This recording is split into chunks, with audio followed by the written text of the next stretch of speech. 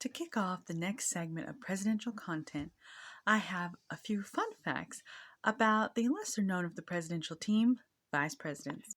The first vice president of color is seen here is Charles Curtis under President Hoover. He was a member of the Kaw Nation.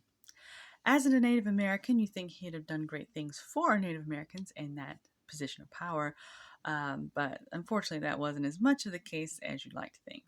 Levi Morton was not only the vice president under President Benjamin Harrison, he was also once the minister to France. So he was the perfect pick to meet up with the Statue of Liberty when it arrived from France in 1884. Here is an image depicting that meet and greet. Speaking of President Harrison, another President Harrison, President William Henry Harrison, whom I've spoken about recently, particularly about how he was the shortest tenured president.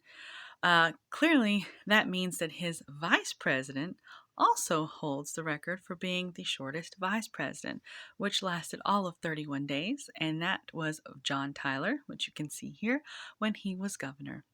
President Van Buren dropped his vice president, Richard Johnson, off of his ticket when he ran for re-election in 1840. Why?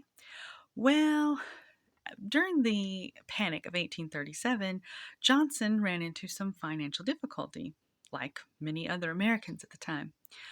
Unfortunately, that meant that he spent long periods of time in Kentucky managing the bar that he owned. Actually, Van Buren did not win his re-election. Check back for some more fun VP stories before the new segment, Vice President, begins.